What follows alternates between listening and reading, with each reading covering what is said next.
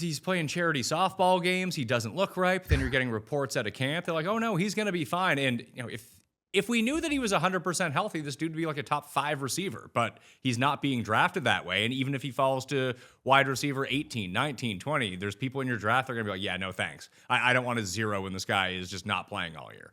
They tend to be a little riskier with their moves, so we'll see exactly how much of a workload. But yeah, for Nabers specifically, to answer your question, I do think there's a little bit of that risk if they do give him a full workload right away. So there are definitely like landmines you want to avoid with Nabers. They either overwork him too soon, and he can either re-injure the knee or pick up a soft tissue issue.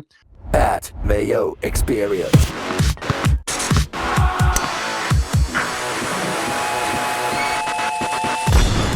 Welcome to the Pat Mayo Experience, presented by Underdog. Big fantasy football show today. The injuries that matter, what you should do with these players, because drafting injured players, or at least injury-curious players that you are about, are very difficult to draft. Either they're overdrafted, either they're underdrafted. No one can really assess where they're going to go. So how much risk should you take depending on these injuries? So if you go to X, or formerly known as Twitter, and you go to FB Injury Doc, you'll find Edwin Porras. He's there, and he's on the line right now with me to talk all this stuff through. Edwin, first things first, what are the most concerning injuries that you hear about in the preseason that just linger throughout the year? I remember these soft tissue injuries with Alshon Jeffrey like 8 years ago. Like, he's got a hamstring problem already, and then the entire year he played, but he just kind of sucked the entire year.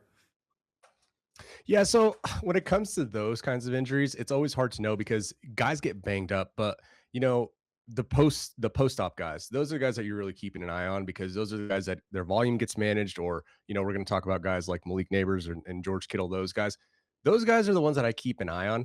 And then obviously, like I don't know if you remember, was it a couple of years ago at this point, the Christian McCaffrey, like the calf injury that became the Achilles saga. Those are the types of things that you sort of try to keep an eye on. But here's the thing, is like most of the time, and this is obviously my brand, but most of the time, most injuries turn out to be okay in the preseason. But yeah, we can dive into that a little bit. All right, well, let's dig into the first player that is of big concern. You hit on him already. It's Malik Nabers. He's playing charity softball games. He doesn't look ripe. Then you're getting reports at a camp. They're like, oh no, he's going to be fine. And if we knew that he was 100% healthy, this dude would be like a top 5 receiver, but he's not being drafted that way. And even if he falls to wide receiver 18, 19, 20, there's people in your draft that are going to be like, yeah, no thanks. I don't want a 0 when this guy is just not playing all year. Yeah, so with Malik Nabers, I actually saw a video just on X yesterday that he was running routes on air, which is a great sign, but that you shouldn't take that as, an automatic lock that he's going to be ready to go. I'm going to try to be as concise as possible. When you're looking at these wide receiver returns, you look at a few different criteria that you want them to check. Number 1, they're 26 or younger, obviously check. Number 2, selected in the 4th round of the NFL draft, obviously check. Exceptionally athletic, right? Like we're talking like top 1%, like top 5% freak athleticism score. Malik Nabers checks that. Here's what he doesn't check as of kickoff, for week 1. Well, he will have checked this one by kickoff, but generally speaking, by the time you get to camp, you want them to have already had that 9-month mark of rehab after an ACL, because that's the bare bones minimum of what most surgeons will be comfortable when they'll be comfortable releasing these players for full activity. The other thing is you want it to be a simple procedure. You don't want to hear, before we started recording, I joked about like, Joe Burrow's whole knee exploded. You don't want that kind of injury. You want it to be like an ACL, maybe an MCL, and that's it. And he doesn't check that box because he's already had a setback. He had to go back in and have some scar tissue removed. And then this last one is a little bit, shout out Matt Harmon and reception perception. This one is a little bit more, loosey-goosey, and we can talk about it. But if you want them to have at least 80% success rate in reception perception against the zone, and Malik Nabers is like right on the border. I think over the last, the year of data they have on him, he's like at 78%. So like kind of meets it, kind of doesn't. And the big reason for that, Pat, is because these guys who are, super athletic and explosive, they might be a one-trick pony in that way. I'm not saying that's the case for Malik Nabers, but if you can find the holes and the gaps in the zones, and you're able to, sit on a spot and let the quarterback find you or whatever, like, do the whole Travis Kelce thing, it's a lot easier from a fantasy football perspective, at least, to get more, get those numbies that we want. We want those targets. We want those balls thrown towards that receiver.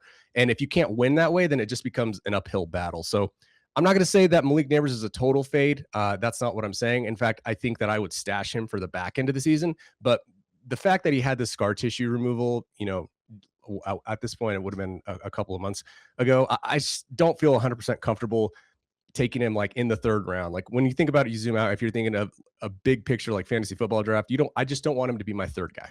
Or what if he was your fourth guy? Because that's now where he's going in 12-team leagues, not in best ball, because best ball guys are going to take that gamble because you can make it up. And if you want to have him, that's where you need to take him. People are a bit more pensive in redraft leagues. So he's going with the 5th pick of the 4th round right now. That's as high as 41. That's as low as 49. You can always use the multi cheat sheet ADP across all of the sites. If you have a sub at 4for4.com, use code Mayo. Get yourself the sub over there with a big discount for fantasy football season. Would that start doing it for you? Because that's ahead of guys like Lad McConkey, Jalen Waddle, Cam Skattebo, who we'll talk about in a second, Terry McLaurin. Like, he's still going ahead of these guys. Dude, that ADP moved fast. I just looked at this. I feel like it was last week. So basically, when I looked at it and that group of players, the decision, right? I like to look at these things like from a pragmatic lens. The big decision was, do I want to take Malik Nabers here or would I rather Josh Allen, right? That was like the range when I looked. So yeah, I'd probably be comfortable with it at this point now. I was expecting his ADP to go up when he didn't land on PUP, but I'd be okay with it. And I'd try to finagle every which way that I can. But yeah, if Malik Nabers is the 4th guy off the board for me, then I'm happy with that. So if they do overwork him coming back in week 1, they're like, you know what? Let's play 100% of snaps and you're full go. Is there a chance of a re-injury in this spot? Good question. Now, most of the sample that we have dating back to like 2012, you think of guys like Keenan Allen, you think of guys like Cooper Kupp at that range in the last 10 years or so. Those guys were fine. And Malik Nabers can be fine, but given the fact that he's already had the scar tissue stuff, like I do think he's at a higher risk of re-injury. And when you come back too fast, which I don't necessarily want to say he's coming back too fast, but if you remember Chris Godwin in 23, I want to say he came back way too fast, right? He was like full blown competition by 8 months, and that did not go well for him. He restrained his hamstring. He was out like 3 weeks, week 1. So you just don't want to give him a full allotment of snaps.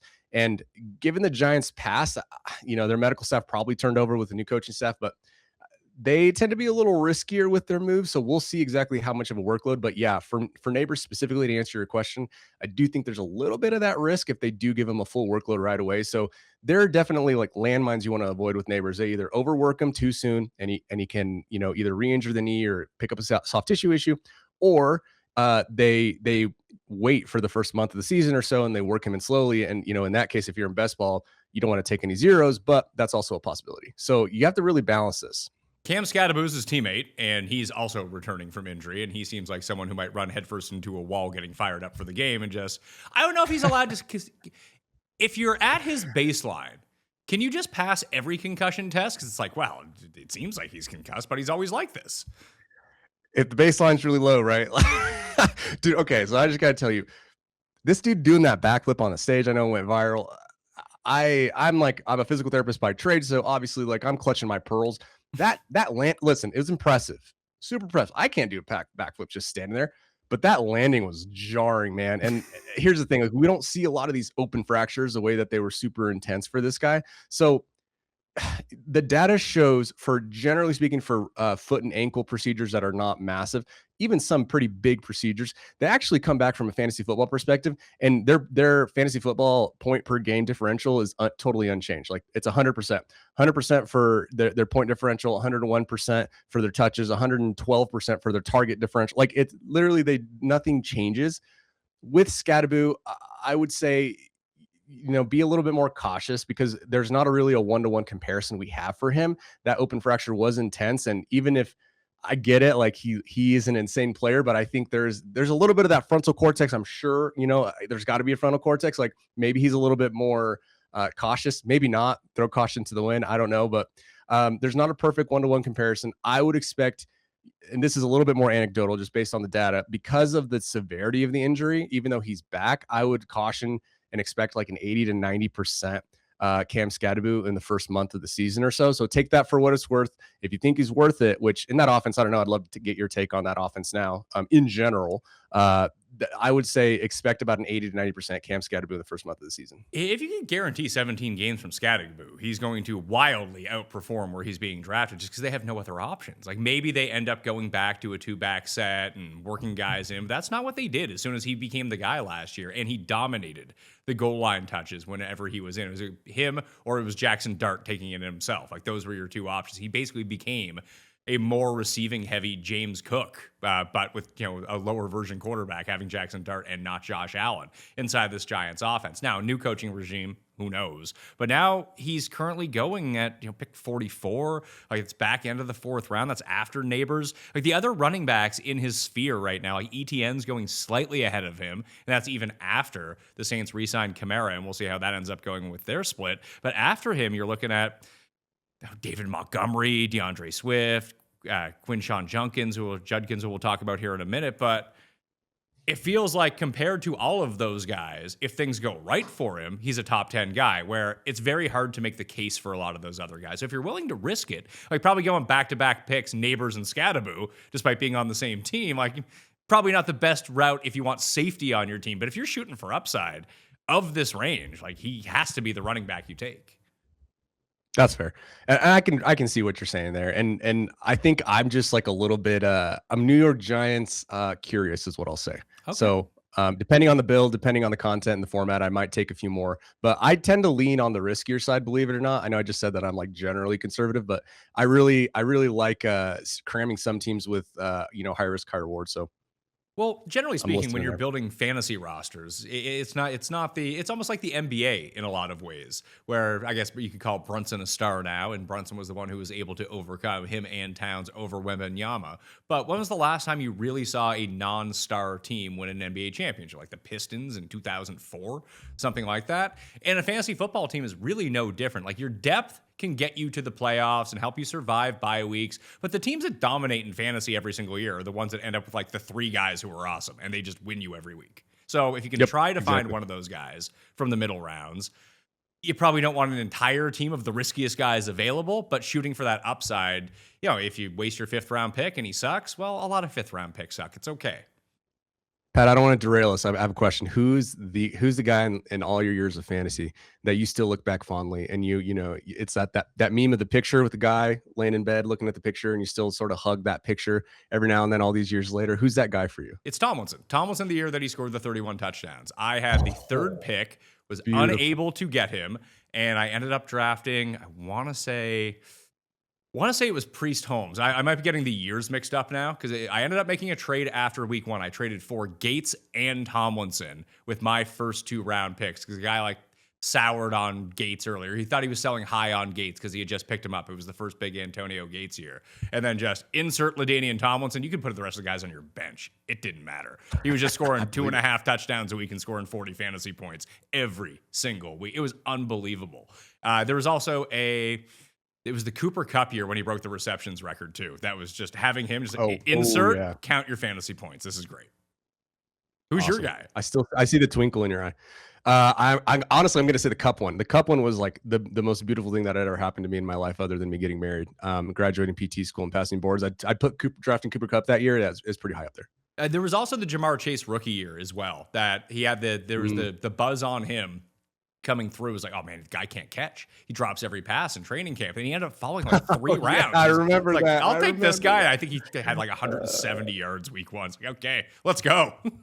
Have you seen that clip of Flacco recently that started circulating again, where he's just like laughing at how insane Jamar Chase? He's like, I'm not even throwing him good passes, and he's catching these passes. Like Jamar Chase is an insane player. It's just insane. Somehow Flacco has just evolved into, I'm just going to be a good hang. I'm going to be around. And if you need someone to throw some bombs, I got you.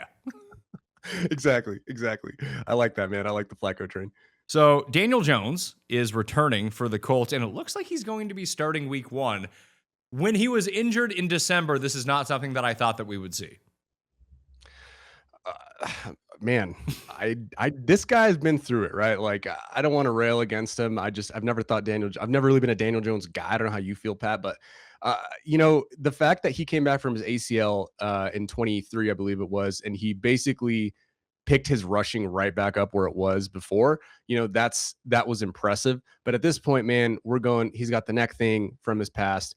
He's got the ACL now. He's got the Achilles. And like you see these Achilles guys just lose power and lose the ability to really push off. Now, obviously, he's not, what's Daniel Jones? I think he's like 29. He might be pushing 30 at this point. So it's not a total loss for him at this point. But like, I just don't know if he doesn't have that mobility anymore and that ability to push off, to evade pressure, like how he's going to do when he's sitting in that pocket and sort of, I'm curious to see how he'll respond from a power and speed perspective, because that's a lot of what Daniel Jones's game is. But we don't have a lot of data on these quarterbacks, right? Like obviously recently we have Aaron Rodgers, we have Kirk Cousins, and Kirk Cousins, God, he was barely mobile, right? I'm not to make the one-to-one comparison, but after the Achilles, he's like a statue back there. I mean, even Rodgers, who's a little older, could move a tiny bit. He's moving a little better now, but I would expect like a 75% Daniel Jones. Usually what you see with these Achilles repairs is that these guys can continue to pick defenses apart if they could already do that. So really, this one comes down to like, how confident are you in Daniel Jones? I think he's going as like a QB2. Correct me if I'm wrong. I'd be fine if he was like my QB3, to be honest, because I just don't know. To cap it, I should have just said this. I just don't know what the upside is with Daniel Jones at this point after the Achilles repair. So it's not so much Daniel Jones I'm worried about drafting. It's more the effects that if he's not good, how does that affect Jonathan Taylor? How does that affect Tyler Warren, Josh Downs? And we'll get to Alec Pierce here in a second, who might just be a pure fade, or maybe you're going to tell me he's okay. But those guys were awesome when Daniel Jones was operating at the peak of his powers last year. And if he's operating, and that was well above any baseline, even in the great year that Daniel Jones had in New York when they made the playoffs and won the playoff game, he was much better through the first 10 weeks last year than he had been at any other point of his career. If he just regresses back into old Daniel Jones, which would be like 75% of what he was a year ago, I mean, none of these guys seem like attractive options anymore. I have a question for you, Pat. Maybe as an injury guy, I should know this. What was Kirk Cousins's like yards per attempt? What was air yards per attempt after the Achilles repair? I know that. Sorry, I'm asking you right off the cuff. I'm looking at it here. Oh, yeah. You know what? Google AI pulled it right up. Boom, you nailed it. So, Gemini coming through with the clutch. Gemini's coming through, man. Yards per attempt. Let's see. Passing was 7.74 in 24 and 6.4 in 25 following his recovery from the 23 Achilles tear. So a couple years difference. So that's kind of, it could be a noisy stat, but that's what I worry about with Daniel Jones, considering it is the right Achilles. Can he push off, throw those long bombs? Can he feel like he's pushing off to get to evade pressure, right? That's why there's a big difference between tearing as a right-handed quarterback, your left versus your right. I know that's like kind of getting in the weeds a little bit, but that's what I worry is like, is he able to push the ball down the field and feel confident in his long bomb, feel confident in planning and going if he needs to evade pressure. So I don't have a great answer for you. Like, I hate to come on and be like, well, I don't really know, but I just, like I said, like you said, can he distribute the ball down the field? Or, honestly, the thing you mentioned, Jonathan Taylor, he might just end up spamming Jonathan Taylor with, short yardage screens and, when he leaks out to the flat. So that could be a good thing on the flip side for Jonathan Taylor specifically, maybe not for your guy, Alec Pierce. No, but it could be great for Josh Downs as well, who just kind of mills about right around 5 yards down the field. Yeah, exactly. So those short yardage guys, I think, might be the least impacted from a negative perspective.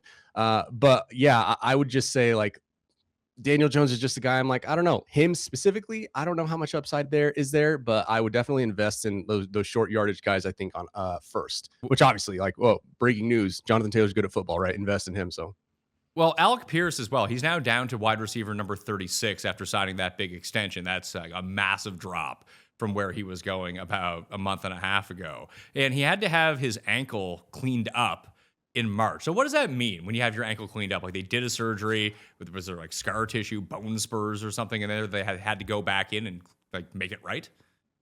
I love the term cleanup because it is such an umbrella term. It's like, what does that even mean? Usually what it means is they go in arthroscopically, tiny little cameras, and they just clean exactly what it sounds like. There could be like loose cartilage, loose bodies, the joint might need a little bit of smoothed over, and it helps reduce that irritation that's inside the joint. They tried PRP, which is platelet-rich plasma, where they took his own blood, took it out, re-injected it, didn't work. He tried rehabbing. And here's the thing is, like, I think they went down the right path. You can always cut somebody open. You can never uncut them open. So I'm not that concerned for Alec Pierce's ankle in particular. Like the recurrence rate and the injury stuff and the data for these foot and ankle procedures, like I mentioned a little bit earlier, is actually not bad.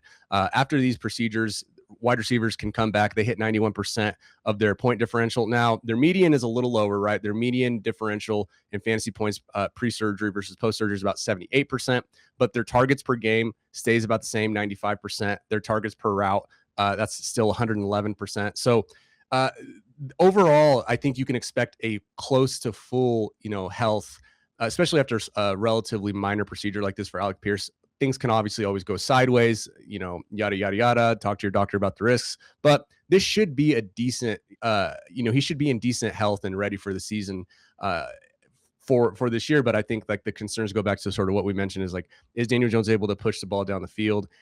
What's that offense going to look like? And that's what I would sort of question you and ask you, like, what do you think in general, if we do get a 75% Daniel Jones who can't push the ball down the field, like what does that mean for Alec Pierce? I think if he's not pushing the ball down the field, that's Alec Pierce's entire game. That he's going to hit his over on longest reception every single game, which he did for the first 11 weeks of last season, even when he wasn't. That was nuts. When he wasn't as running as good as he did later on in the season when he became more of a volume guy when the other guys started getting banged up. But no, he's very good at going up and getting balls. Obviously, contested catches he's very good at. But if you don't have a quarterback that can deliver him the ball down the field, and even if he's running at 93% of what he did last year in terms of speed, then he's going to be not open quite as much. He's not going to be able to separate behind defenses at much. But then you have to bake the price, because this is all a price discussion, really. When we're talking about fantasy football, like if he was a 3rd round pick, no one would draft him. And when he was a 5th round pick, it turned out that no one wanted to draft him because there still is a chance that he's not ready for week 1, regardless of what the team says. It just seems like they keep kicking the can down the road. So even if he plays week 1, he could be relatively ineffective for the first few weeks too, as he ramps back up to get full conditioning in. But the receivers he's going around now at pick number 71 or 83, you're into the 7th round. The other receivers are Cortland Sutton, Mekhi Lemon, Michael Pittman, his former teammate, who now has the guy with the lowest ADOT in the history of football throwing him the ball coming off last year. So I don't love the upside for Alec Pierce. Like last year, it was fun because he was a waiver pickup. He was a 14th round pick, or in best ball, he was going near the end, and you could stack him these cheap stacks together with Josh Downs and Daniel Jones, and that worked great for about 10 weeks of the season. Then it was absolutely terrible, and you probably did not advance, or if you didn't advance past that first round of the best ball playoffs. But at this price, I get why people would go there. I would probably just look like take the back end of a handcuff running back situation that had upside rather than take Alec Pierce. Yeah, I'm with you on that. Downs, like, where's Downs going? Downs is going at pick. He's going 2 rounds later or even 30 picks later. I think I'd rather just take Downs. I know that the overall upside, especially touchdown upside and yardage upside, won't be there. But if Daniel Jones, like if you project it out the way that we've been talking about it, and the ADOT is going to be lower, the air yards are going to be lower for Daniel Jones, well, that's a huge uptick for Josh Downs, that he might just simply outperform Alec Pierce. Yeah, I'm with you on that. And I get it, like the price too. And the way that you're balancing, is it is a 7th round pick. What are we really looking at here? But I think that it's weird how my brain turns on the value, right? The value machine is like, yeah, 7th round pick, high risk, high reward. We can kind of start dipping our toe into some players we wouldn't typically take in this round. But at that point, yeah, if it's really, you're just kind of burning a pick if it does turn out the way that, so the risk gets flipped, I guess, if it turns out the way that we're saying. So I honestly, in most drafts, I'll probably, in that range, when those players are available, I'll probably do a little bit more of down, sort of the way that you're saying.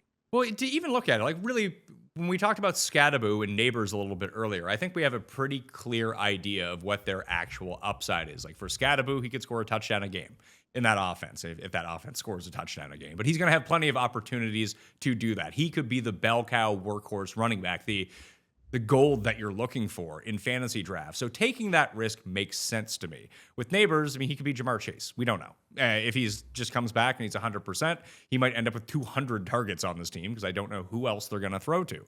With Alec Pierce, what really was last year his upside? He cracked 1,000 yards. He had 84 targets last year. He had 6 touchdowns.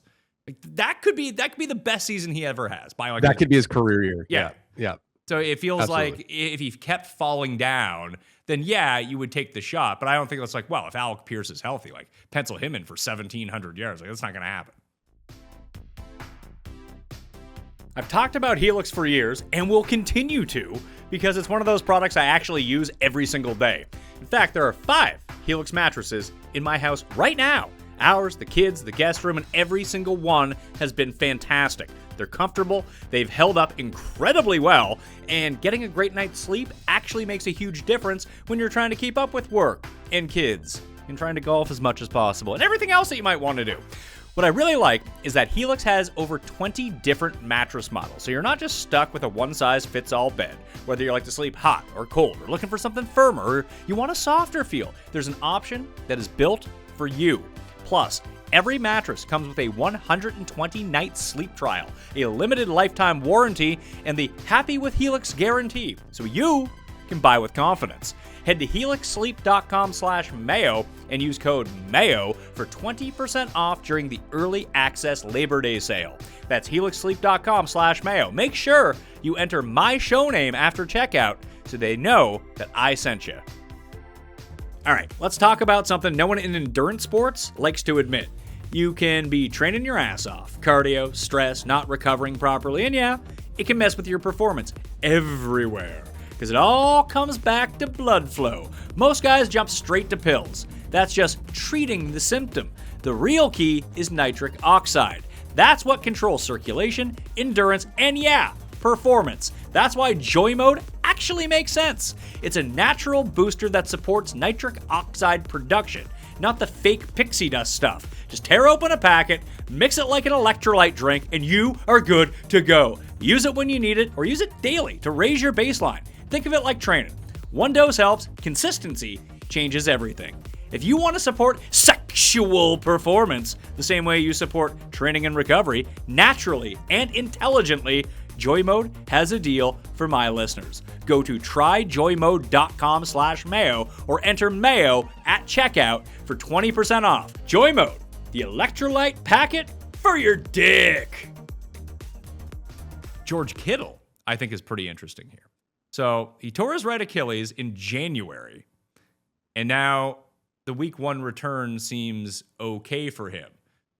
Now he's a 49er, so he'll be the guy all year. It's like, man, George Kittle's never going to get back to 100%. It's not going to work. And somehow he'll be the only one who stays healthy, like McCaffrey last year, where, oh, McCaffrey has all these injury issues. No, he's actually the guy who played all 17 games, and everyone else on the team got hurt. So their coach is getting hurt now. That's his own self-inflicted stuff, but it's already starting for the 49ers. The cycle is starting to repeat once again. But what can we think about him from, if, let's say, he was a bit diminished from what his peak was just through age and attrition with George Kittle last year. He was still excellent. What would you anticipate coming off an Achilles tear in January, at least at the beginning of the year for Kittle?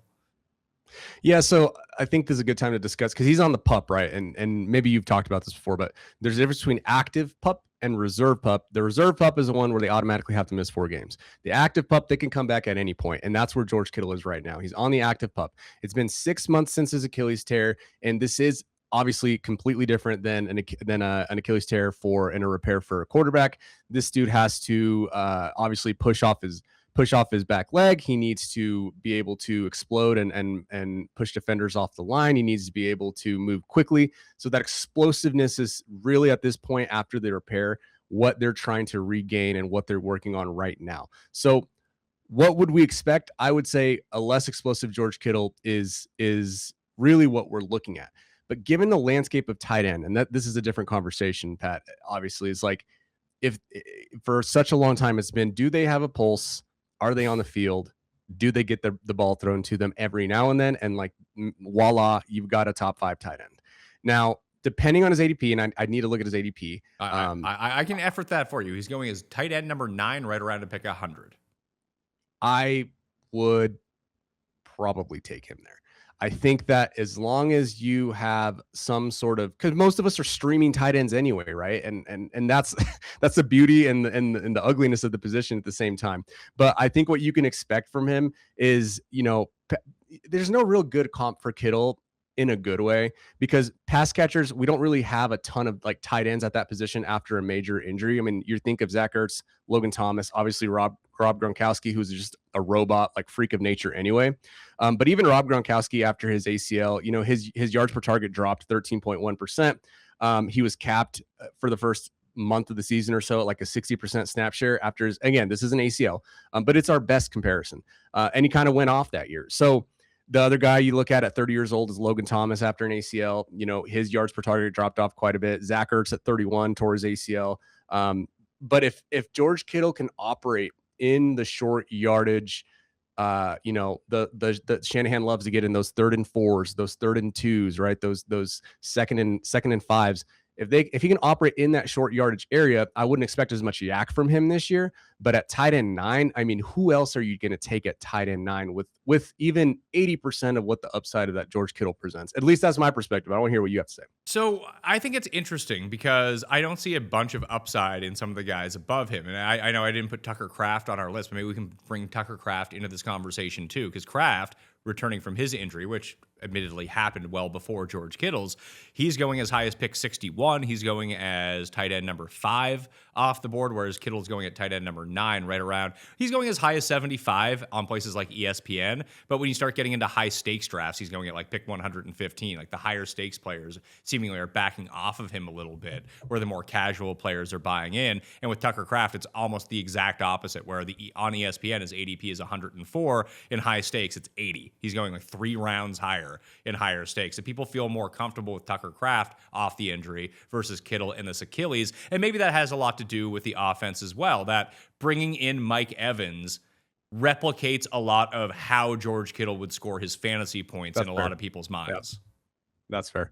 I could absolutely see that. Well, and here's the thing, like maybe we can riff off of this. Like Mike Evans isn't a shoo-in to stay healthy either, right? At this point, he's no one on that team is a shoo-in to stay healthy. No one's okay. That's fair. Yeah, the whole whatever the power plant. Well, listen, it affected the power plant affected their coach so much he decided to drive in the wrong lane with oncoming traffic. Like exactly. So this needs to be exactly. See, I don't think it's a power plant issue.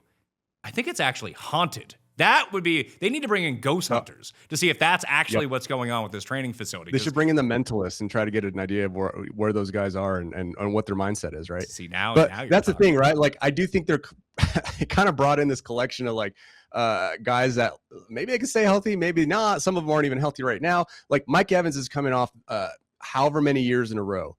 And listen, Mike Evans has made me eat it for like the last 2 or 3 seasons, where I've just been saying like, careful with the hamstring's an issue. And then he comes back and he, you know, whatever, all he does is catch passes, but he's not necessarily a shoe-in to be the Mike Evans that we know. I think he is a guy that they might reduce his snap share. They might manage his workloads during the season, and then they use him in higher leverage situations. So I don't think that in that scenario, Mike Evans is really a guy that you can depend on as much for like the upside that you're wanting.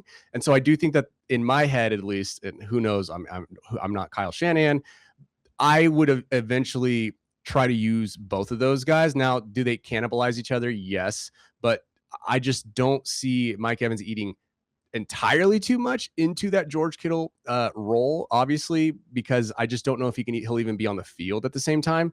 But again, like I get the Tucker Kraft conversation too.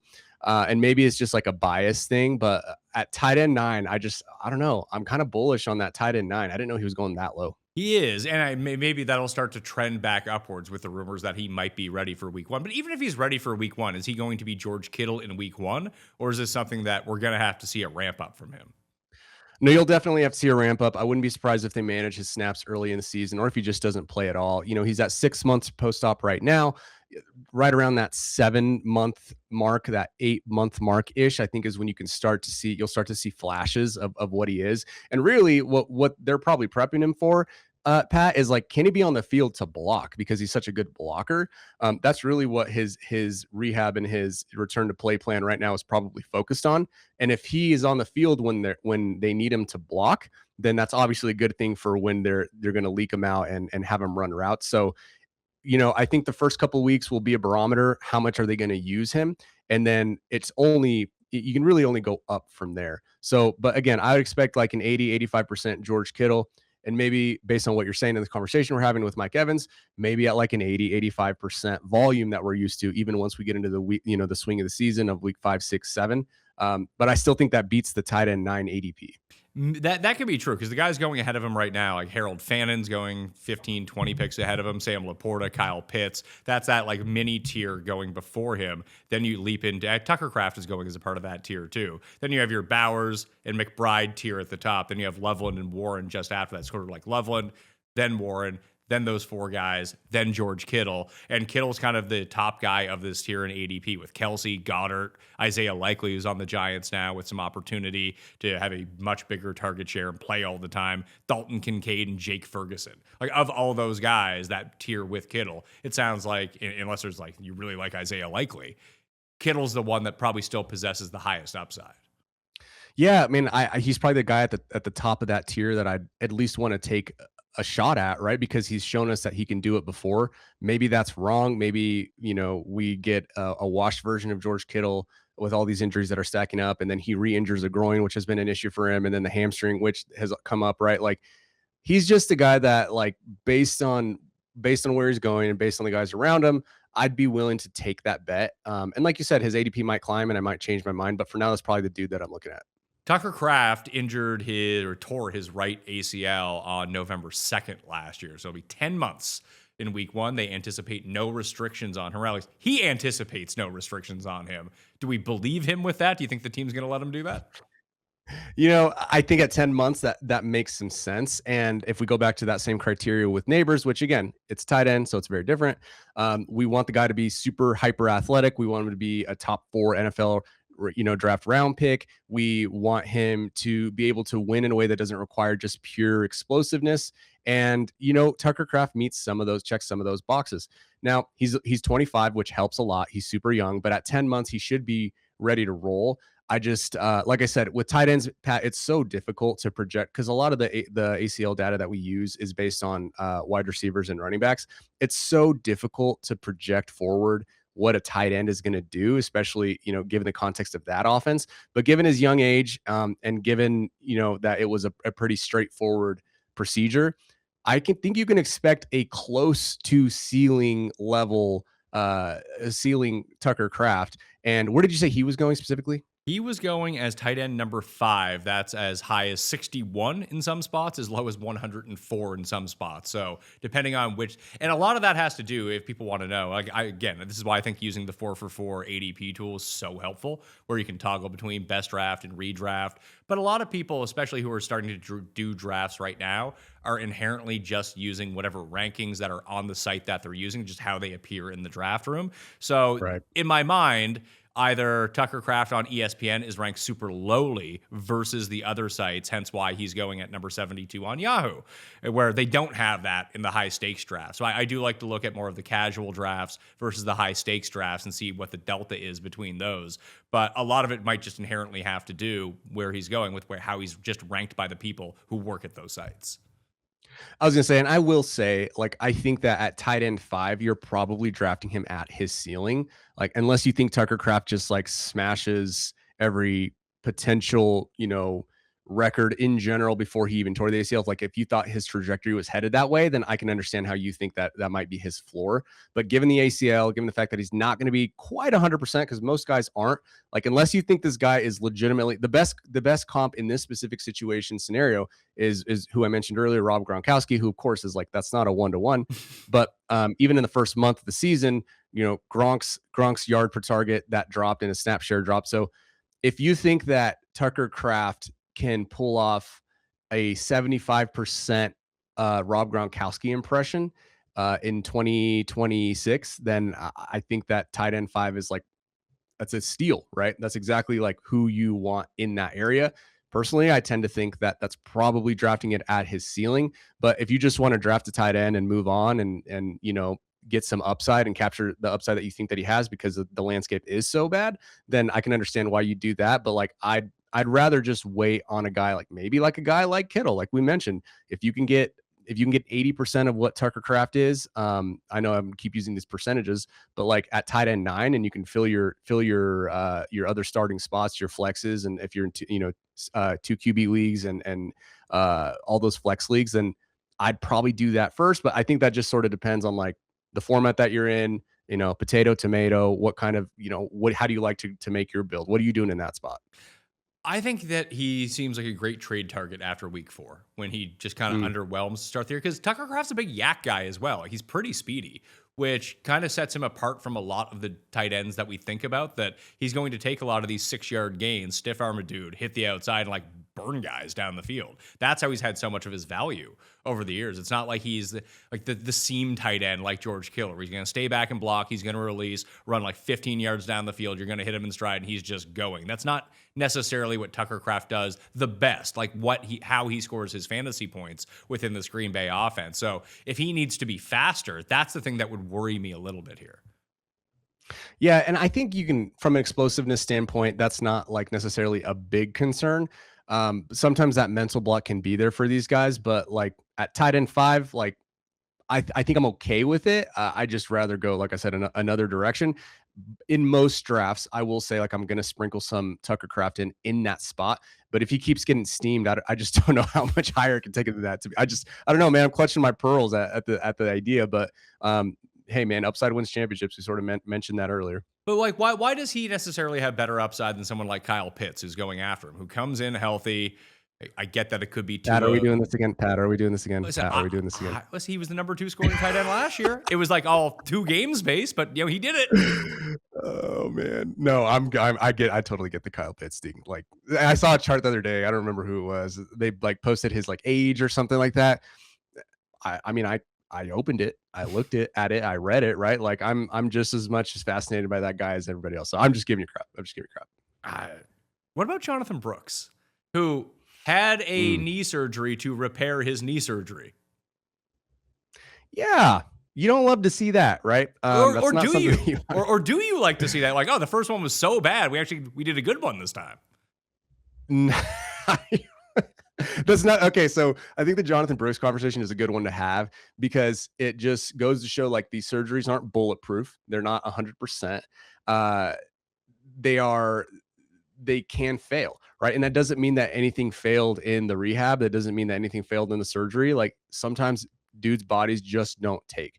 But here's the bottom line, right? Is like you have a dude coming off of 2 major knee reconstructions. So the first thing you worry about, number 1, is just longevity. Like what is Jonathan Brooks's true, the length of his prime at this point of his career? And then what is his peak? Because 2 knee surgeries, man, like when you cut through an ACL, like we were just talking about Tucker Kraft, you do worry about like, the lack of muscle, the lack of muscle mass in the knee that was repaired. You worry about soft tissue injuries that could creep up. There are a lot of things that you worry about, and then take that times 2, right? Now, the upside obviously is that he's had plenty of time to rehab and recover, but like I'm worried and concerned about his explosiveness. And we don't really have we don't have any. I'm trying to remember. I don't know if you remember, Pat.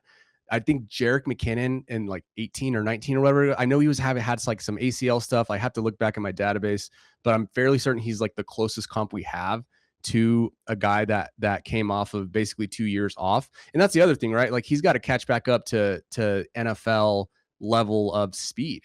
And obviously if he's playing, he's on the scout team or whatever, he's taking live reps, that's going to be something. But I just think there's a lot more ambiguity and unknown with Jonathan Brooks than, certainty of like, this guy's going to smash and pick right back up where he left off in college even. So I think that there's some ambiguity there. I'm willing to take him and, like throw a dart at him and then hope that he sort of takes control of that backfield. And like you said, like if we're talking about Cam Skattebo, right, he takes all the snaps, and if he's the dude, like that's a good value. And so even if Brooks is like an 80%, of what he potentially could have been prior to these 2 ACLs, but he's taken a majority of the snaps, then I think that's a good thing. But I do think he's going to have to take the job and no pun intended, run with it. And like at this point, after 2 ACLs, I'm not sure any human on this planet, even if they're, Jonathan Brooks, can do that. Well, that inherently becomes the flaw of drafting Jonathan Brooks, unless he hits that 5% of the bell curve where it just breaks right that Hubbard gets hurt. He's thrust into this workhorse role because even if he has the majority of the snaps and the majority of the touches and the goal line work in Carolina, which is a big if coming into the year anyway, even though Dave Canales says, he looks just as good as he did beforehand. It's like, okay, sure. We've seen him play like 2 games ever. So let's figure that part out. Let's say both those guys do stay healthy for 17 games. In no world do I envision a scenario where Jonathan Brooks, with a healthy Chuba Hubbard, starts playing 80% of the snaps. So his majority of snaps might be like 55% in a crappy offense where he might not dominate the goal line work. I get that he's going at pick number 93. That's running back number 33. I just don't see the path where even if Hubbard gets hurt, I still feel like they would bring someone in to not run this guy into the ground because he's coming off of 2 ACL tears. Yeah, no, exactly. And dude, remember when the Panthers kind of took the Rams to the brink there last year during the playoffs? That was kind of nuts. That was fun. Yeah, I just don't see the upside as either. Like, I just think there are more paths for Jonathan Brooks to become a decent contributor on, like you said, a bad offense, as opposed to like this breakout darling and, a really heartwarming comeback story. I just don't see it with Brooks. But I hope he proves me wrong. I hope he sort of shoves it down my throat. It'd be nice. And you're probably going to get like 2 or 3 of these like 60-yard breakouts that you expected from him. The issue then becomes like, if that's all he does, that's where his value is. You're never going to want to play this guy in redraft. In best ball, that makes a bit more sense. In DFS, it makes a bit more sense. But as a flex or a low-end running back 2 on your team, in a bad offense, like, this is a guy who could score like 3 points a week and some of these weeks. No, yeah, and exactly. He kills you. So I'm a bit hesitant on Jonathan Brooks here. Someone I'd like to be very in on is Quinshon Judkins, coming off the fractured fibula suffered in December. That sounds bad for a guy who runs for a living. That doesn't sound great, does it? So these injuries, surprisingly enough, and the difference between this, if for anybody wondering, and the Skattebo injury is Skattebo's obvious. Like, it could be obvious, but some people ask. His Skattebo's was like through the skin, poking. It was bad, not great. It was dislocated. It was fractured through.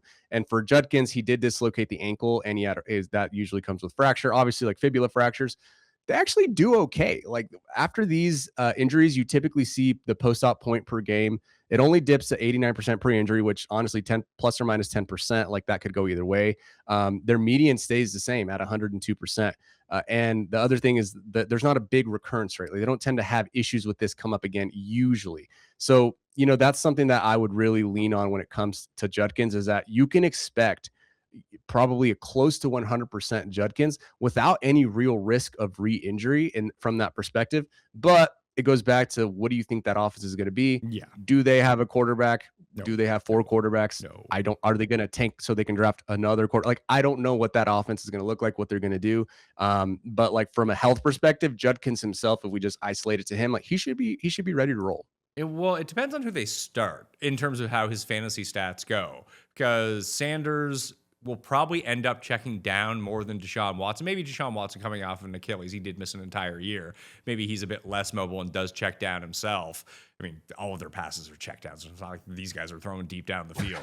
But 5 brand new offensive linemen. It's going to be hard to run. But unlike Brooks, it feels like Judkins could end up being a bell cow. He's a very low-end bell cow, and he would have to get you there through volume in like one big run a game. But he showed at points last year that he was able to do that. And listen, Cleveland became the first team since the 2023 New York Jets to be top 2 in defense and bottom 2 in offense. Now, this year, that bottom 2 in offense probably isn't going to change. Unfortunately, without Myles Garrett around, they're probably not going to be top 2 in defense. So they might have to throw a little bit more if he stays on the field and outworks Dylan Sampson in terms of these receiving reps, that maybe he get a boost in PPR points, or he just ends up being like classic Jonathan Taylor, where he's on the field for these passing downs, yet they don't pass to him all that often, which you just would not want to see. That would be a death knell to his fantasy production.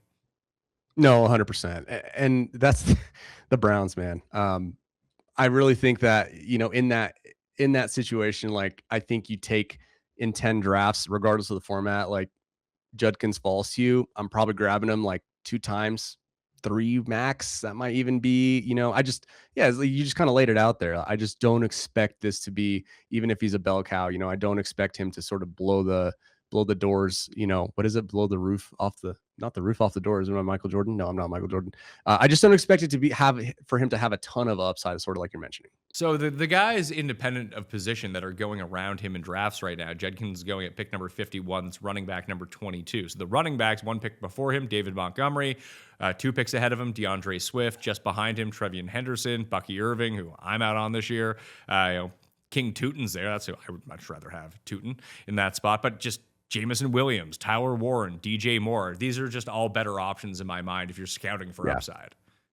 Yeah, 100%. I'm with you on that. So a bit too high. Zach Charbonnet, who I didn't expect to come back until very late in the season, has now been put on that PUP list that you talked about, the active PUP list. I don't think anyone expected him to be ready for week 1. I still don't think he's going to be ready for week 1 after the injury that he ended up sustaining in the divisional round of the playoffs. But could he be back at a reasonable clip sooner than we think?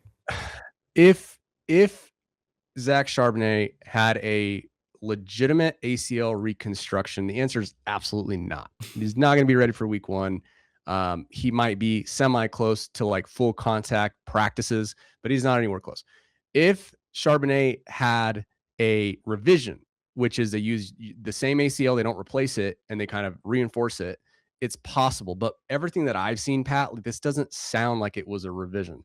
So like, I don't really know where this steam is coming from. I did see that report about how he is, close or something, or like he might be ready to go. But they turn around and said the same thing. And I've seen this over and over the years, that they say like, something like when we need him, or, when it matters most. That's what it was. It was he'll be ready when it matters most. And realistically, man, that's like October, November. So like, I think they're going to work him in, like, unless by some miracle he starts working in sooner than that, which I don't necessarily see. He's not even 8 months at this point. You want to see in running backs at least that 9-month mark. Even at the 9-month mark, running backs still don't really see the volume in the play that you want them to, based on historical evidence in the last 10 years or so. So I wouldn't expect Zach Charbonnet to come back anytime soon and take any meaningful snaps. So the worst part about this is that you draft him, you stash him on the bench. He might not even be good anyway because he's actually Charbonnet. He's put up some decent games, but there's going to be competition regardless of where it comes from. You got a rookie, you got Holani coming back. That if you draft those guys and they're good for 8 weeks, well, now Charbonnet is probably going to come back to eat into their workload. So it kind of makes all these Seattle running backs useless unless one of them really breaks out, which I don't think anyone's really expecting. No, yeah, absolutely. And I mean, I don't know where you stand on like the Darnold conversation. Like, I am still kind of side-eyeing. I get it. No interceptions in the playoffs. Like, maybe he's like put all those other previous years after the Super Bowl, behind him. But I think that it's still, I don't know. I just view that whole offense as sort of volatile, but I could be wrong. I had to eat a lot of crow on Sam Darnold the past 2 years, Edwin. It wasn't good for me. I get it. I think a lot of us had to. What do they use for the Darnold truthers? It's sympathizers. That's what it is. Oh, yeah. If you need somewhere to go hang out, which I've been a member of for about 10 years now, you go onto Reddit, you go to r/thedarnold, and you will just laugh your ass off for hours. So it's the best. It is the best Reddit community on the internet. So let's see who led yes, he had no turnovers in the playoffs, but he did lead the league in turnovers last year in the regular season.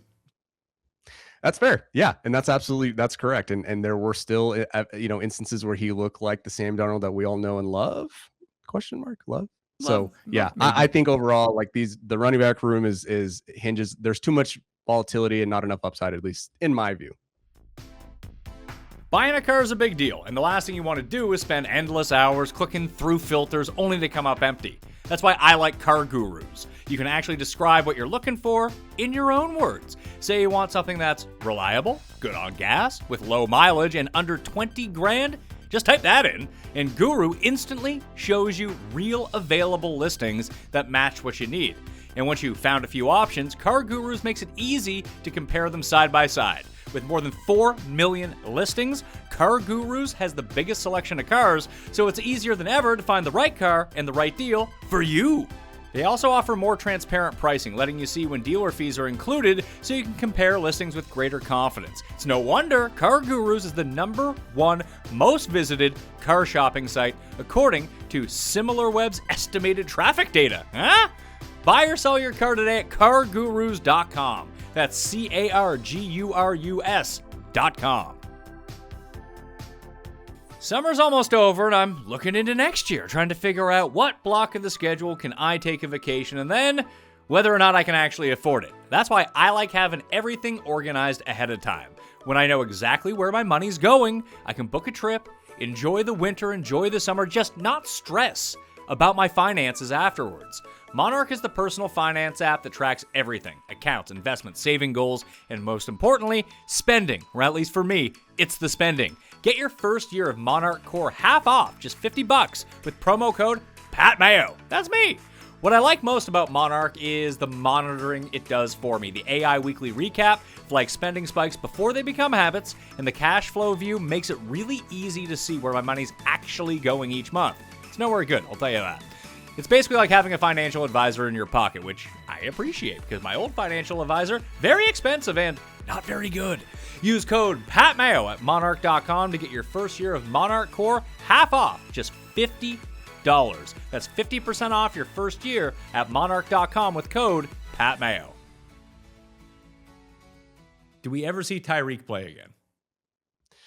That's a good question, man. That whole knee sort of exploded, right? And for a guy who really needs quickness and power and explosiveness, I just don't really, we don't have a good comp, right? Like, I don't think that he's going to be ready anytime soon. And I don't think that I don't think there's a chance where we just don't see Tyreek Hill again. Obviously super unfortunate the way that things kind of ended for him at the end there, but like I said, for a guy who relies on speed, power, quick twitch, all those brain body connections, like I want to see the dude like jogging again before I can really even think about him coming back to the NFL. And unfortunately, that's sort of like where I stand on it. There's not a lot more context to be had yet. Well, he has no power left in his right leg, or his left leg, sorry. So that seems bad. He's 32 years old and a guy that primarily relied on speed, which he probably will never have back again. I would say that there's probably no chance that we see him this year.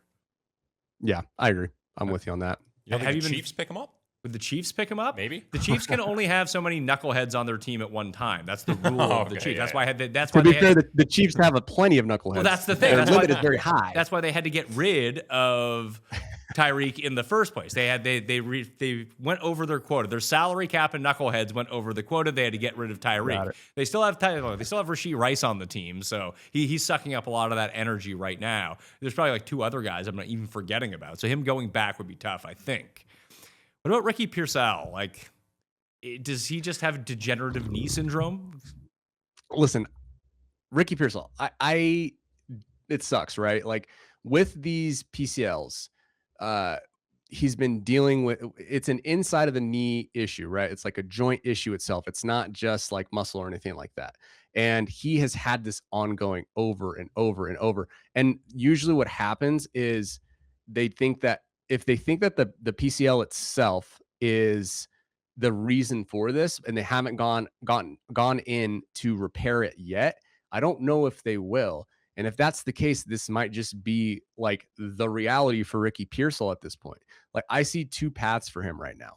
He either plays through this, he has constant knee swelling, constant irritation, it flares, it gets worse, it gets better, it flares, it gets worse, it gets drained, he goes in for a cleanup, right? And this is sort of like the reality that he faces. Or the surgeons finally look at the knee, they look at the ligament, they say like this should have healed conservatively. We've tried physical therapy, rehab, 2 different times, 2 different occasions. It's not working. Let's go in and repair it. Maybe we need to debris some stuff, clean the joint out and sort of get him a fresh start. But like, this is just not something you want to see in the guy, not even close. So I don't have a good, obviously don't have a crystal ball for him, but just the fact that this has gone on for so long, Pat, I just don't really see a way forward if it doesn't involve a surgical procedure, which, like I said, who knows if that's even the fix to this situation right now. There's more, I think there are more questions than answers for me, at least as a medical professional, like why is this still an issue? So I just don't really, I don't see him really breaking out or doing anything, unfortunately, this season until they get that knee fixed and figured out. Like this is like an ongoing saga, man. A quick update coming to you well after recording, but before publish. I'm glad I caught this in time because I'm in the editing bay right now trying to figure it out. And Edwin's instincts, despite saying that he doesn't have a crystal ball, maybe he did have a crystal ball because Ricky Bullets has been put on season-ending injured reserve because he needs surgery to clean up his PCL. So he gone for the year. Deebo Samuel has signed with the San Francisco 49ers. Now we'll get back to the show.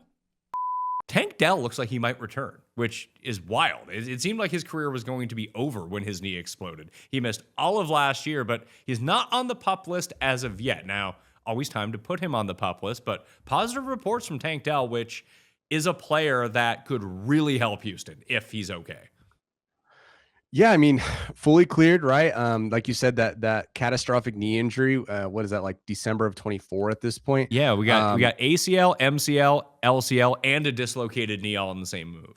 So that's and severe meniscus, right? That's what they said, is like the meniscus was bad. So yeah, this was the Joe Burrow special. Maybe not the dislocation. I don't think Burrow had the dislocation, but he pretty much messed his knee up. Honestly, like very similarly to what Tyreek Hill did.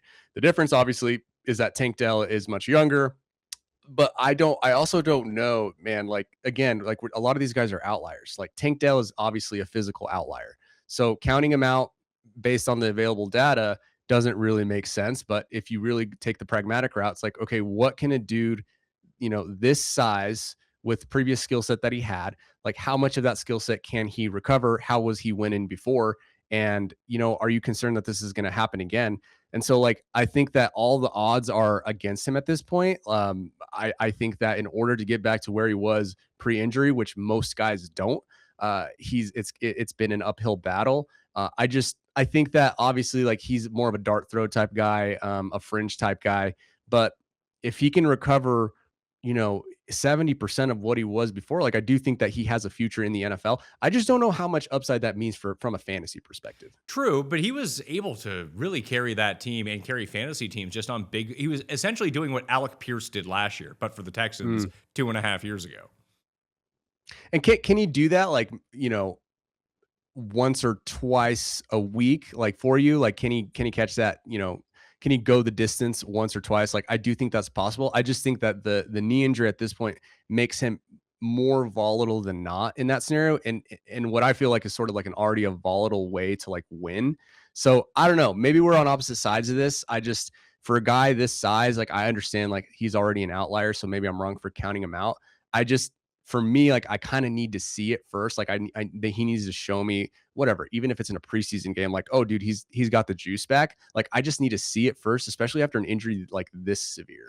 Well, I think that pragmatic point of view is probably the right way. And I'm not advocating drafting Tank Dell. If you wanted to fill out a Texans stack and you didn't want to go to a tight end and you didn't want to take Jalen Noel, who's also dealing with an injury right now, that Dell presents the right. Maybe best ball is actually a better opportunity for him rather than a redraft league where you're just not going to have to make the decision. But if you have Stroud, you have Higgins, you have Collins, if you need another person to throw onto the back end of that who could reap a lot of points, it makes more sense to me, unless Higgins goes absolutely off this year in that spot, that Tank Dell with CJ Stroud would equal more points because if Tank Dell's going to score a bunch of points, they're long plays, which is going to benefit CJ Stroud versus the nip and tuck underneath, pick up some yards here. So if you had Collins, Dell, and Stroud, if that's a route you want to take, probably a terrible one in fantasy drafts, honestly, but eventually all these stacks end up getting taken and they're pretty cheap. You get Collins at the top and then you wait 15 rounds to take the other two, that he could be a piece if he's activated to fill that out simply because of the long plays. It would have been like last year. That if Daniel Jones would have been kind of a part of this, that like it's not that Pittman was going super highly, but if you ended up having Pittman and Warren, and then the choice became between Pierce and Downs, like Downs was going higher than Pierce last year, but Pierce made more sense because he was the down the field guy that at a very cheap price, that if he cashed in, Daniel Jones would inherently come along with him. Kind of how I feel about CJ Stroud and Tank Dell versus everyone who's not Nico Collins on their team. What do you project, and maybe I'm putting you on the spot here, like in the current context of this offense, what do you think is like a fair, let's say Tank Dell comes back and, he's a full go. What do you project as a target share for him? Probably 15 to 18%, which is probably That's third doable. of that receiving core, but he could end up being second. But if he comes back being the Tank Dell that we remember, his ADOT's just going to be exponentially higher than anyone else's on this team. That's fair. I think I can understand like what you're saying with like the stacks, especially in best ball. Like I definitely think he's worth at least like a flyer. We just have never seen a dude come back from this injury and be, unfortunately, like even a fraction of what they were before. Obviously, the Texans haven't cut him, so like he's doing something right. Like he's got some juice left. I think I'll take him maybe once or twice, like in 10 drafts. And then I'll eat crow if I have to. I think I'm going to stand on the side of like, we've never seen a dude come back and like be fantasy relevant after something like this. That's sort of where I stand, I guess, from that perspective. I don't think that he has enough upside to make anyone eat crow. I think he could be there's a 50-50 chance he could be a viable member of the back end of a best ball team is about the stance that I want to take. All right. Okay. All right. I'm with you on that. Last two, Penix and Tua. Who? Michael Penix Jr. and old thriller hands Tua after he gets hit here and just is spazzing out on the ground. Feel bad. I like Tua. Who's going to start, man? Who's going to start? Penix I don't know if he's going to be ready. He's not fully cleared yet. And even right. And bringing in a new coach that's not tied to Penix in any sort of way, I could see how you could run a Stefanski offense with Tua, but additionally, the best. Okay, so it's two ways. The two best Stefanski offenses that we saw in Cleveland, one of them operated underneath Baker Mayfield, who I feel like is more Tua-coded than Penix-coded in a weird way. And then you have Penix, who has this gigantic arm but relatively little accuracy. But Stefanski was also able to make Joe Flacco into a thing in this offense. So I think operating at its highest peak, especially with some of the weapons that they have, Penix needs to be the guy at some point. But there's a chance he's just too injured or just not that good. I mean, we know where Tua is. If you can give him some time, he can dice you apart. Not down the field, but he can make these 20-yard throws sometimes. That if you want to run a very stable offense that leans on Bijan, does not take advantage of some of the athleticism of Kyle Pitts, or maybe it does. Maybe it's these crossing routes over the middle, make a guy miss, and he burns you down the field. Drake London is an excellent positional wide receiver. Maybe that 1 year it worked out with Tua, when Tyreek and Waddle went off and he was able to complete these deep passes, maybe this collection of receivers more suits what Tua is actually able to do when given time, especially with the threat of Bijan out of the backfield. No, right. And I think you nailed it. Like Bijan is going to probably be, kind of the tide that lifts all boats, or whatever the phrase is. In terms of Penix, right? That's the thing, is like, can he come back? Right. So he's doing 7-on-7 drills right now.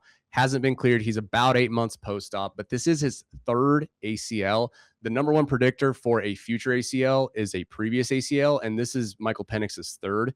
I will say, it's his left ACL this time, where the previous two were on the right. Like, it's not an outrageous position to take to not assume that this third ACL will hold. Like, there is a potential and a possibility that, like, unfortunately, at some point we see this left one go again. So the volatility is just like off the charts. And given his entire history, I don't know how quickly they're going to even want him back. At this point, it's his third ACL. Depending on how risky the Falcons want to get, they might say like, hey, dude, this is your third ACL tear. We're going to wait at least 10 months until we even think about releasing you for full activity, just because we want to make sure that it sticks and it holds. We want to give it the best chance to succeed. And if that's the case, like, we're going to get, a good solid month of Tua. And then it really does become a competition at that point, sort of like you're saying. And depending on, health of the other guys, right? Like, let's say, knock on wood, I'm knocking on wood. Let's say Bijan goes down, right? What is that offense what does the context look like at that point? How much can Drake London hold up on his own? Like you said, will Penix even be able to like move and have enough mobility to navigate the pocket and like the confidence after 3 ACLs? There are so many questions around this offense, man, that I don't know. I don't know how a franchise after 28-3 could like, you sort of thought that was like the rock bottom. I just don't know what direction they're going to take this. Well, they love living in this. It used to be who the Dolphins were, like pre the McDaniel Tua era, where it'd be like, there's a sleeper team this year, like chance to win the division. it's the Miami Dolphins. That has just been the Falcons for the past 5 years, and they just don't win it every year. Man, it's just sad. Like you remember when it was like that I think 22 season, 23 season, where it was Pitts, it was London, right? Like we had this promise of these skill players and these pass catchers. Like you have Bijan in there. It's like, holy cow, man, this offense might do something. And it's just the mighty have fallen, man. That was a pipe dream. I liked when Taylor Heineke was the one trying to distribute the football at some points for that Yes. team. That was a fun one. It's kind of reminiscent, although I don't think the skill players are as good, of what we're going to see with the Jets this year with Geno, where they have these pieces that are like really interesting and a guy who may not be able to get them the ball. Yep, exactly. Like it's exactly. And the Jets, oh man, you brought up the Jets, but yeah, man, I don't know. I don't really have a lot to add other than that. It's like, let's sort of see where the Falcons take this. Yeah, well, just bet against them to win the division and like bet the Saints or something like that, and you'll end up being fine. I cashed on a Carolina division winner last year because like all these teams suck. Anyone can win it. Like that's what you need to know about the NFC. Who wants to win South. at least, right? Yeah. Or who wants to lose least? Yeah, when you can make the playoffs at 8 and 9, teams can do that. Even shitty teams can do that. That's not a problem. Where do you stand on that? Where do you stand on this expanded playoffs? Because it basically was like the World Cup, right? Like the World Cup this year was like, oh, the United States made it as far as they ever have. Well, that's because they expanded the field. The United States made it as far as they usually make it. With these like playoffs, like, I mean, it's more fun. We get more football. Don't get me wrong. I'm not going to complain, but I don't know. I think that I don't know that, like you said, like winning a division at 8 and 9, and then, the super, they don't call it that anymore, but like the super wild card weekend. I'm never going to say like I want less football, but it's like, come on now. What are we doing? Less should be more. That has always been the biggest advantage that the NFL has had. And they are, I don't know if eventually they will get to the breaking point with 13 international games and then they'll probably expand the playoffs again at some point to make franchises feel good about themselves and generate these extra games and revenue. So maybe they're just trying to strike while the iron is hot. Maybe we're reaching to the peak of where the NFL is going to go, because this happens with every sport. Eventually there's the ebb, there's the flow, and then you end up going back down in the valley a little bit. It's so far ahead of every other sport in America right now that the gap will eventually start to shrink. So I think that they're just trying to throw as much shit at the wall, get people to pay for whatever they can. And they know that in the era of streaming services we don't think of it as completely brand new as a medium of how to consume sports or consume TV, but it's still pretty fresh. And these guys are still throwing around money. It's no different than when I was breaking into this space, and then 4 years later, FanDuel and DraftKings came around and started throwing a ton of money around to everyone to be like, oh, yeah, get people to sign up for our sites. It's like, this is never going to end. The faucet's never going to close. And then it closed. But fortunately, prediction markets came back around. And then Underdog came around. And all these other places came around to turn the faucet back on. So now everyone's scrambling to get all the money they can right now, because eventually that's going to turn off again too. I think the NFL sees that, especially after the latest NBA deal that was not as high as they thought for a sport that obviously not in the same stratosphere of what the NFL is going to do, but they're essentially selling games for $100 million to Peacock. Eventually that's going to stop. Oh, it has to, right? And that's the thing about the NFL's their thing is really when they try to sell that 18th game, that's when we're going to start to see the union is going to speak up, right? Like they're going to ask for 2 buys in a season. And then what do you start doing, right? Like, do you sit Joe Burrow in week 11 because you've got another, 6 games on the docket? Like, I think, what the Mark Cuban quote from, at this point, what was it, like 2010 or something, like pigs get fed and hogs get slaughtered. That has not proven to be true yet. But like I said, like there's got to be some tipping point with it. And I think that 18th game, I think that might be like the kiss of death for the NFL, at least from like, they're never going to probably fall off at this point. They're just too big. But like, I think from like what you're mentioning, like their peak, at least my opinion, that might be like the chink in the shield when we start to see it. Yeah. Well, horse racing was king at one point. Boxing was king at one point. Baseball was king at one point. Football has been king now for a while. Once the 65 plus age demo, and people are living longer thanks to people like you keeping people healthy, that's going to last a little bit longer than some of the other periods. But eventually, like my kids are 6 and 7. I have no idea if they're going to like football in 20 years. It just might not be a thing. Right. And the flag football, like sort of like phenomenon has been fascinating to me too. Like, I don't know how it was for you. Like when I was I was young, like when I was a little kid, we didn't have flag as an option. Now these people have flag, and like maybe flag becomes the thing that this younger generation takes up, because it is like super popular. I mean, I treated a professional, believe it or not, flag football quarterback for like a year, and he was dialed on all of his nutrition and his diet and like his sleep, and he would come in for treatments and like wanted to stay healthy, and he had a hamstring issue at one point. Like it's a whole ecosystem, that flag, like the flag football scene. So like maybe that's the next thing on the horizon. Who knows? Do you think that the pro flag football players are pissed off that all the NFL guys want to play on the U.S. Olympic team? I think it depends on the dude you ask. So this is a fascinating conversation. Sorry, we're totally off track. No, I'm good with it. Let's go. I talked to this. So like I said, I treated this guy. He actually became a pretty good friend. He was very centered and like understood. He's like, dude, because he was like good. Like he would travel the circuit. He was like, I called him like the Tom Brady of flag, because he was like 40 and he was still doing it, like picking dudes apart.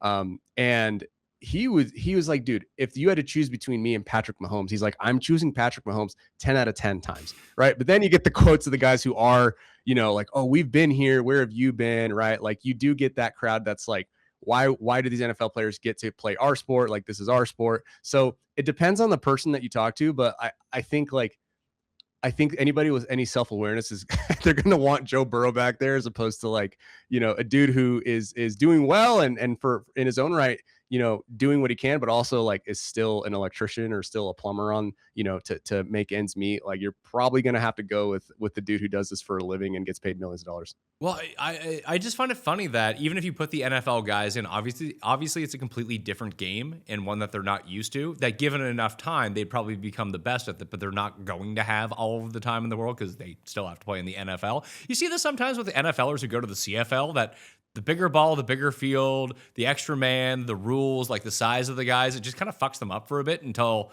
they can, especially some of the bigger guys. Like you saw, what the hell was it? His last name was Banks. He used to play return kicks for Washington. And then he was just out of the league. And then he went to the CFL and he was the best player in the CFL by far because he was so fast with these bigger fields that I think that the NFL guys can really take the flag football game to the next level, but I don't think it's the guys that you think that it's going to be. I think it's going to be these like fourth string wide receivers who the only thing they can do is be exceptionally fast, but in flag, that might end up being the thing that you need to have. Yeah, exactly.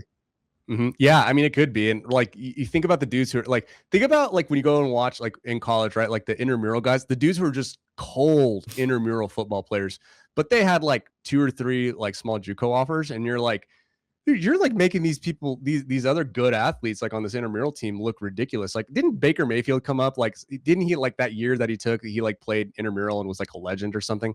Like these players, I think that you're mentioning that are like, they're not quite technically sound. They're not like good football players per se, right? But they're like really good athletes and they can adapt to what they need. I think those dudes, yeah, those are the ones that we're going to look to and eventually be like, huh, well, you ended up being really good at this whole flag football thing. But yeah, I don't know, man. If that's the next horizon, like who knows? And I think we're at a tipping point in general with sports, right? Like with the CBA negotiations in baseball too, and like the owners trying to get rid of the salary cap. Like who knows where that sport goes? And like that's going to change. Also, like rights deals as well. We'll see, man. I don't know. As a baseball guy, like I'm hoping we don't see a lockout. But like all roads sort of seem to be leading to there. Both sides are kind of staunchly entrenched. So it'll be interesting to see what the MLB does. I know they're trying to go the route of the NBA and the NFL. So yeah, man, all these sort of swinging doors in American sports right now. It's kind of a fascinating conversation with me, but that's why I got a sidetrack. Sorry. Well, we were at the end anyway, so this is a good time to go do this. Although usually on this show, this happens within like the first 2 minutes. We just start talking about something else, and then people are like, "What? I was here for injuries." So I think we did a pretty good job of setting the menu for people. They can figure that out. With quarterbacks, I don't know what the prototype type of quarterback would be in flag football, but there's I don't want to say a good chance, but there is a chance someone like Dorian Thompson-Robinson would be better than Patrick Mahomes at this. I mean, it's possible, right? Like I think it's also a lot more dependent on like the pass catchers, like going back to the pass catchers, like can you run a route and like hit the holes in the defense in flag the correct way? And can your quarterback like get the ball to you? I think that's like a secondary thing more so in flag. I think that it's a lot more like one-on-one type of like scenario when it comes to flag football. Like I think that honestly, a second string quarterback, I think like you're sort of mentioning here, like a second tier quarterback, they're even a third tier quarterback would probably be pretty cold at flag football if all you're asking them is like to place the ball. Like if you're asking them to place the ball, like they're going to do it. But the thing is, the guy's got to catch it and then he's got to be able to change direction. So like is more than anything, right? Like I think like we mentioned him earlier, right? Purely from like an archetypal perspective, like, and maybe this seems obvious, but a dude like Tyreek Hill would just be a nasty, like in another alternate universe, would be a nasty flag football player. Whereas a guy like Nico Collins and Mike Evans, like they, maybe you throw them a go ball once you get to the goal line, right? But you got to get there. So like it is a fascinating conversation to have because the archetypes would be totally different in something like flag football. All right. Thanks for being on the show. This was a lot of fun. Yeah, man. Thanks for the random questions at the end. I really appreciate it. Thanks for having me. Of course. Listen, if we do this again, I'll bring some more random questions. We just talk sports for a while if you want to go do that. FB Injury Doc on X is where you can find Edwin. If you got any questions, just pepper him with questions. I'm sure, outside of his job of actually helping people, maybe he can help you with your football team too. That'd be nice. Absolutely, man. I'm here for you. Is there a rivalry between the like fantasy football injury like influencer space? Dude, you're opening a can of worms on this conversation. Can you recommend me the right sort of peptides? Is that something that I can have? That is not something that I can recommend. Talk to your doctor, talk to your pharmacist, right? Like all the disclaimers. No, man, the space has been super interesting for me since I got in, right? So it was 2018, 2019-ish. I started putting content out and it's just exploded since then. And it's been fun to watch like the growth in all these different like creators and ultimately what I do. And maybe I'll give a shameless plug here. I think a lot of people want the immediate injury analysis on like the videos, which is like, I do that on occasion. But the biggest thing that I think is most important from a fantasy perspective and like even like prop betting, stuff like that, is the ability to know what to project and what to expect. And that's all rooted in data, right? Like you have to know how to read the data and interpret it. But the new thing that I'm working on right now, and I don't even have a name for it yet, it's basically my second brain. And it takes all of the historical data from the last 20 years from a fantasy football perspective. It dumps it into this AI. And then you can ask the AI, hey, what do I expect from, what can I expect from George Kittle after his Achilles repair? And then if there's data to support it, then, you'll get an answer. The AI spits back all the data that we've accumulated over 20 years, and it gives you an answer, right? The same thing for who should I start this week, based on these two players who are coming back from a high ankle sprain, who's got the higher upside, right? You have that. So I'm working on that because I think that's where we need to go. I think the days of like typing it all out and like putting it in an article of this is what you should expect from a guy, like, I think just getting that information to people faster through like this system that I'm creating and working on right now that I'm looking to launch, and you've gotten to test it, so maybe you can give a little feedback. I've tested it. I love it. And if it's going to be immediate, like it's like as soon as something happens, like give me a projection for even something like, hey, I would like to project this. Here's the information that we have about this right now. Based on his history, the history of this injury, what's he going to look like in a week's time, 2 weeks' time, 4 months' time? And having that immediately available is gigantic. Yeah, and that's the thing, right? Is like once you have a confirmation of what the injury is, which I get it, that doesn't always happen. We can't always get like a true confirmation. Once you have a confirmation of what the injury is, and you just type it in and you get some answers back, like that's the way that you get ahead of league mates, and especially if you're like a high stakes player, if you're putting some big money down and you really need the to comb through the data and like with a fine tooth comb, then I definitely think that this app is for you. So yeah, I guess like I said, shameless plug, it's not launched yet. It's still in beta. We're looking to launch it here in the next few days.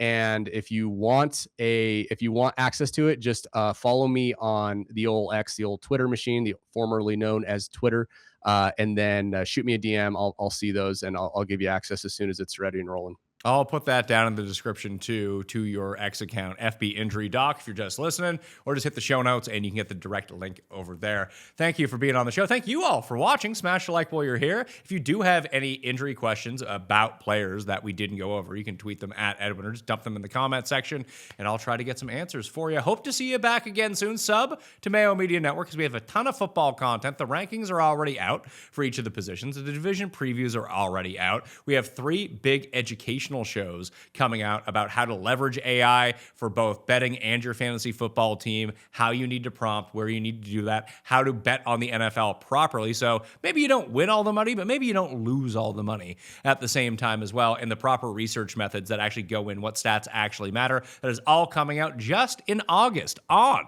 Mayo Media Network and the Pat Mayo Experience audio podcast on Spotify and Apple. So subscribe to all of them. That would really help me out. Leave a rating and review as well, too, okay? I'll see you next time. Pat Mayo Experience! Experience!